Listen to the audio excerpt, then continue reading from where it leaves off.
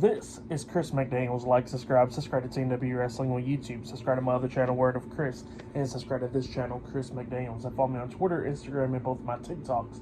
And I'll be down there in the description box. And I'm here to do my WWE Friday Night SmackDown, June 28th, 2024 reviews. So here we go, discussing about tonight's episode of Friday Night SmackDown. Now we kick off the show with the first segment of the night, where we see Paul Heyman. He is waiting there backstage, waiting on the Bloodline, and then they arrived. And we see Solo Sikoa, Tama Tonga, and Tonga Loa. They all get out of the car, but Jacob Fatu's not with them. And Paul Heyman even asked Solo, like, where's Jacob at? And Solo was like, come on, let's go. And then they walked along, and then they go out pretty much right there in front of the crowd. But they made it to the stage, because by the time they came out and got to the stage part, we see another truck pulling up, and out comes Cody Rhodes, Randy Orton, and Kevin Owens. They get out their truck, they come out there, and they start brawling with the Bloodline, going at it on the stage and all that stuff, going down the ramp, going at it outside of the ring. We see Randy Orton dropping Tama Tonga on the barricade. We see Kevin Owens hitting a swanton bomb off this platform onto Tonga Loa through a table. And then Solo Sikoa got knocked out the ring and all that stuff. And then a bunch of security guards comes running down with Nick Aldis right there. And they're trying to get Cody Rhodes, Randy Orton, and Kevin Owens to stop. The Bloodline done ran off. And then we see one security guard. He gets into the ring, but he gets hit with the RKO by Randy Orton. And then after that happens, we see the other security guards getting in the ring, and they start getting beat down as well by Kevin Owens, Randy Orton, and Cody Rhodes, beating them all down and stuff. Kevin Owens has a stunner on one of them, and then Orton hits that RKO into the same one that Owens hit the stunner on. And then Cody hits a nice crossroads onto this other one, which the other security guards pretty much sold the hell out of it. So yeah, that was pretty cool. And they get laid out, and then Cody grabs a mic, and all of them grabs a mic, and Randy Orton was talking about how he's been sick and tired of the Bloodline. He's been dealing with them for 2 years now, same for Kevin Owens and stuff. And Cody Rhodes says that he had better things to do, like defend his title, like tonight, for instance, against a worthy competitor, but now he has to deal with the Bloodline. And he says that at Money in the Bank, he's going to deal with them. So yeah, that's what he says there. He says he's getting sick and tired of them. And then we see Nick Aldis come down there, and he got some police officers this time. And then Cody, Randy, and Kevin Owens gets out the ring. So yeah, that's what happened there. Pretty good segment to kick off the show. I liked it. It was good stuff. But yeah, up next, it'll be the first match of the night. It will be Tiffany Stratton versus Jade Cargill versus Candice LeRae in a triple threat qualifying match up next on Friday Night SmackDown. That'll be the first match of the night. And there's still more matches to come later on tonight. We see LA Knight arriving to the arena. Logan Paul did as well, and much more. So yeah, I'll see you guys later. Till then. So the next thing to happen on Friday Night SmackDown, we get to the first match of the night. But before we talk about that match, we got to talk about a segment that happened backstage. So yeah, we see Nick Aldis and a bunch of police officers carrying Cody Rhodes, Randy Orton, and Kevin Owens around backstage. And then we see Kathy Kelly trying to interview them and stuff, but they couldn't get interviewed because he was getting carried out and stuff like that. So yeah, they had walked through there, and then Cody Rhodes, Kevin Owens, and Randy Orton gets in the truck and leaves out. So yeah, that's what happened there. But then we get to the first match of the night. It was Tiffany Stratton versus Jade Cargill versus Candice LeRae in a triple threat qualifying match. Winner of this match qualifies into the Women's Money in the Bank ladder match. So yeah, we get to this match, and this match is a good one. During this match, we see the Queen of the Ring winner, Nia Jax, come down the ringside. We see Bianca Belair come down the ringside and all that stuff. So yeah, this match, it was a good one. Jade Cargill was taking control of this match, beating down Candice LeRae in the corner, and does the same to Tiffany Stratton. And then she runs up to Tiffany Stratton, I guess try to hit like a big boot. Stratton moves out the way. Jade goes over the top rope and stuff. And then Nia Jax starts walking up to Jade Cargill. And then that's when Bianca stops her, gets face to face with Nia and all that stuff. The referee gets in between them, trying to get them to stop and not try to fight and all that stuff. And while he's doing that, we see Indy Hartwell come up from behind, pushing Jade Cargill face first into the ring post, taking her out. Bianca sees this, chases Indy Hartwell away from ringside and stuff, chasing her backstage. And while that's going on, we see Candice LeRae taking advantage of this match, knocking down Tiffany Stratton. She springboard off the second rope with a moonsault, but Stratton puts her knees up, so Candice LeRae lands on her knees, and then that's when Tiffany Stratton takes advantage of this match, hitting the prettiest moonsault ever onto Candice LeRae, and then she pins her for the 1, 2, 3. So yeah, Tiffany Stratton defeated Candice LeRae and Jade Cargill tonight in the Triple Threat qualifying match. That's what happened. Tiffany Stratton qualifies into the Women's Money in the Bank ladder match. That's what happened there. Pretty good match for that match. I'll give it 3 stars. That's what I'll give it. And yeah, Nia Jax celebrates the match with Tiffany Stratton after it. So yeah, that's what happened there. But then after that, we see backstage Naomi getting ready for that Triple Threat match later on tonight, the qualifying match. And then we see the WWE Women's Champion Bayley come up, and Bayley's talking to her and all that stuff. And Naomi was like, yeah, I'm going to win this match and then go on to win the Money in the Bank ladder match.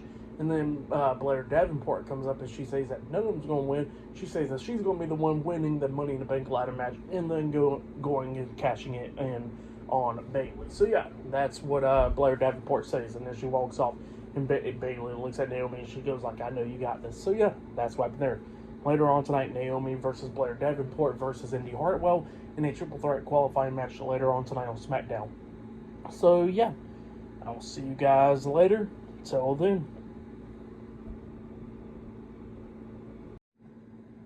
So the next thing that happened on Friday Night SmackDown, there's a lot of stuff to go ahead and talk about now. But before we talk about the match, we got to talk about a few segments that happened backstage. So yeah, we see Mia Yim. She goes up to Nick Aldis backstage, and she pretty much wants a match against Nia Jax. Wants to pretty much get her shots in after what Nia Jax has been doing to her. And then Nick Aldis says that he'll see into it, and she goes like, okay, and then she walks away. Well, then we see Angelo Dawkins, Montez Ford, and B-Fab, the Street Profits, come up. And B-Fab is talking about how the Street Profits wants a match against the Bloodline tonight. Well, Nick Aldis says that cannot happen. But then all of a sudden we see Elton Prince and Kit Wilson, Pretty Deadly. They walk up backstage and they pretty much want to do a musical. And, the Street Profits starts making fun of them, and they say, how about this type of musical? The Street Profits versus Pretty Deadly, the musical. And Nick Aldis was like, you know what? I like that idea. So, yeah, that's what happened there. Pretty Deadly was not happy about that. But then after that, we see Paul Heyman talking to Solo Sikoa backstage. And, Paul Heyman was talking about how he's the wise man and all that stuff. And if Solo respects him and all that. And Solo was like, look, Paul, you're my wise man, and he says that I'll tell you some stuff.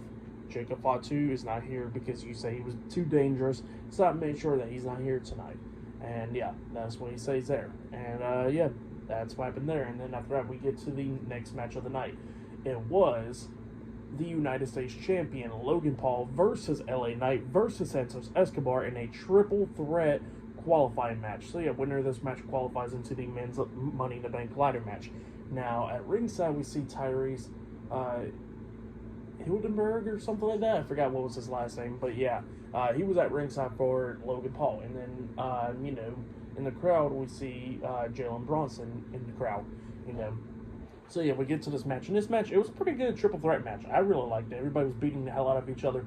LA Knight was trying to beat down Santos, hitting the power slam onto him, and then hits that big elbow drop onto him, and him and Logan Paul's going at it. But then Santos comes up, picks up LA Knight up on his shoulders, hitting the Phantom Driver onto him. He pins him 1, 2. Logan breaks at the pin barely at the count of 2. Eventually they go up on the top turnbuckle, going at it and all that stuff. Santos beating down Logan Paul up there on the top turnbuckle. I guess he's about to hit like a Hurricane Rana. But then LA Knight quickly jumps up there, grabbing Santos and hits a backward suplex onto Santos off the top turnbuckle, which was pretty nice. And then after that, we see Logan Paul still up there. He climbs up there and he hits a swanton bomb onto LA Knight. He pins him 1, 2. Knight barely kicks out at 2. Everybody else is still going at it in the corners and stuff.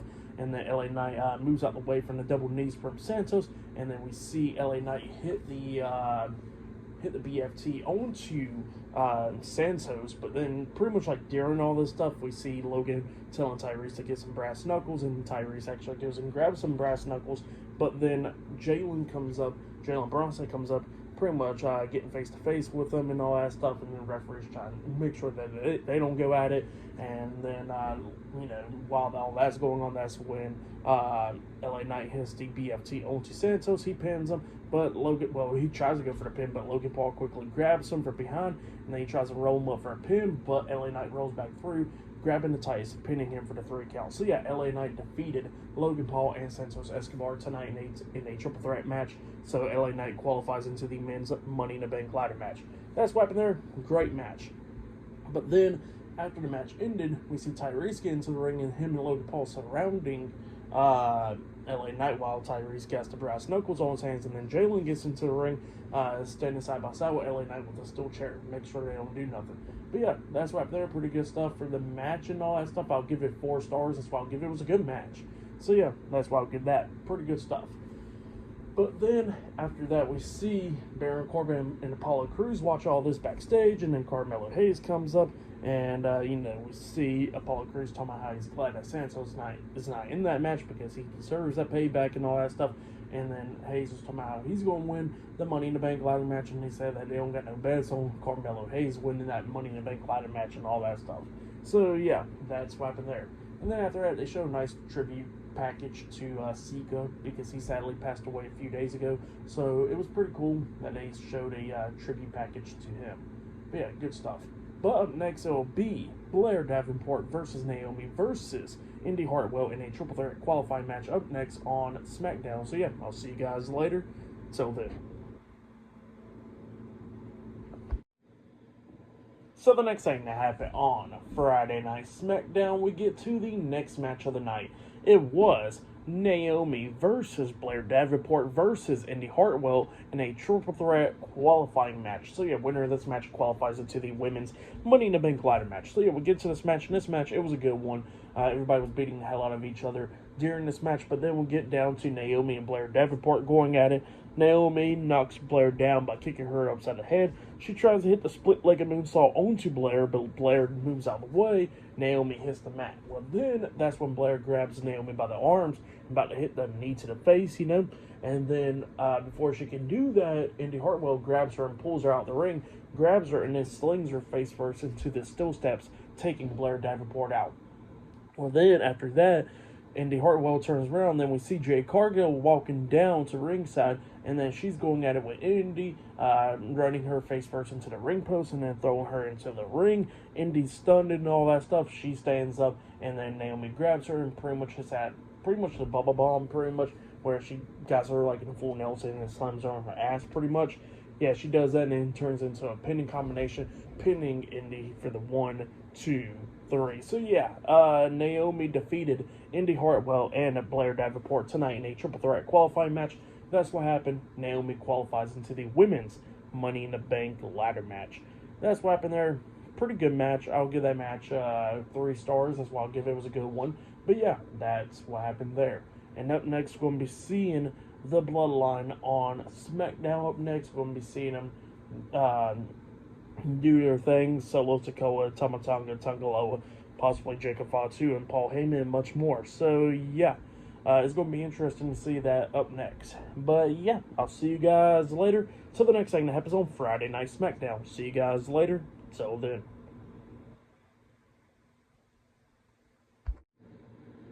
So the next thing to happen on Friday Night SmackDown, we get to the last segment of the night. But before we talk about that segment, we got to talk about a segment that happened backstage. So yeah, we see Byron Saxton come up interviewing Tommaso Ciampa and Johnny Gargano DIY. He was talking about how they're going to get a tag team title match against A-Town Down Under next week on SmackDown. They was talking about how they're happy about that and all that stuff. But then Austin Theory comes up and he says that they are the greatest tag team of all time, and him and Grayson Waller are going to retain the tag team titles and stuff. And we've seen about a few weeks ago, Gargano's trying to tell Theory that, Grayson's not his friend and all that stuff. Grayson was just using him for those tag team titles. And then Grayson Waller attacks Gargano and Ciampa from behind, laying them both out, and then Theory pulls them off and they walked away. So yeah, that's what happened there. But then after that, we get to the last segment of the night where we see Solo Sikoa, Tama Tonga, Tungaloa, and Paul Heyman, the Bloodline. They come down to the ring. And, Paul Heyman starts talking how he's the special counsel and all that stuff. But then Solo grabs the mic out of his hands. Well, then Solo introduces Jacob Fatu. So, yeah, he lied to Paul Heyman, saying that Jacob Fatu was not there, but he is actually there. Jacob Fatu then comes down to the ring. Well, then SmackDown goes on a commercial break. It comes back on, and Jacob Fatu gets his own theme song and stuff, so it was pretty cool. And yeah, he gets into the ring and all that stuff. Paul Heyman's still in shock because he got lied to just now. That he thought that Jacob Fatu was not there, but he is there. And then Solo grabs the mic and he starts talking, telling the MFT, his right hand man, Tama Tonga, to come up. Tama Tonga walks up and he tells Tama Tonga to acknowledge him, and then Tama Tonga says that he loves him and he acknowledges Solo Sikoa, and then he calls up the infamous Tongaloa. Tongaloa comes up and he says, "Acknowledge me," and then Tongaloa acknowledges Solo Sikoa. He tells actually everybody in Madison Square Garden to acknowledge him before he starts telling everybody else to do that as well. Forgot to mention that part. And then he calls up the enforcer, Jacob Fatu. And Jacob Fatu comes up and he tells, Solo tells him to acknowledge him. And then Jacob Fatu says that he loves him and he acknowledges Solo Sikoa. So yeah, that's what happened there. And then he looks up Paul Heyman and he says that this is going to be your final chance, Paul. You going to tell me that you acknowledge me as your tribal chief. And then he grabs a bag and he pulls out that red necklace. I forgot what it's called. But he pulls out the same thing that Roman always be wearing as the tribal chief and all that stuff. Paul Heyman's in shock that Solo got that. And he says, "Where did you get this?" And then Solo hands it to Paul and he says, "Put it around me and acknowledge me." And then Paul looks at him, he grabs the mic and he says that, "Solo, I love you, but you're not my tribal chief." And then Solo looks pissed off about it. He quickly hits a Samoan spike onto Paul Heyman, laying him out. And yeah, the beatdown was on. The Bloodline's beating down Paul Heyman. Jacob Fatu climbs up the top turnbuckle and jumps off with a diving headbutt onto Paul Heyman, laying him out. They throw him outside of the ring, cleared off the announce table. They picked him up, and then Jacob Fatu, Tama Tonga, and Tongaloa hits the triple powerbomb onto Paul Heyman through the announce table, laying him out, and then the Bloodline throws up the ones. So yeah, Paul Heyman got kicked out of the Bloodline. He got laid out by Solo Sikoa, Jacob Fatu, Tama Tonga, and Tongaloa tonight on SmackDown. Great ending to SmackDown. Really looking forward to what's going to happen next. I don't see Roman Reigns and them returning next week on SmackDown. That's not happening because, the Bloodline got to get done with this feud with Cody, KO, and Orton as well. So yeah, they got to get past Money in the Bank, but maybe we'll be seeing the Bloodline, the OG Bloodline returning at Money in the Bank or the following SmackDown. But definitely can't wait for this stuff. This is good stuff, But yeah, SmackDown tonight was really good. Match of the night, I gotta say, Logan Paul versus LA Knight versus Santos Escobar in that triple threat match. That was match of the night right there. And yeah, for tonight's episode of Friday Night SmackDown, I'll give it 9 stars. That's what I'll give it. This segment right here was a really good segment. I liked it. But yeah, that was the best segment of the night, obviously. But yeah, tonight's SmackDown was a pretty good show. But yeah, subscribe to Team W Wrestling on YouTube, subscribe to my other channel, Word of Chris, and subscribe to this channel, Chris McDaniels, and follow me on Twitter, Instagram, and both of my TikToks. I'll be down there in the description box, and I'll see you guys later for this Sunday's AEW and New Japan Pro Wrestling Forbidden Door. So yeah, I'll be talking about that this Sunday, possibly, if I can. Look out for that, and I should have my predictions up for it. Look out for that as well. But yeah, I'll see you guys later. Till then.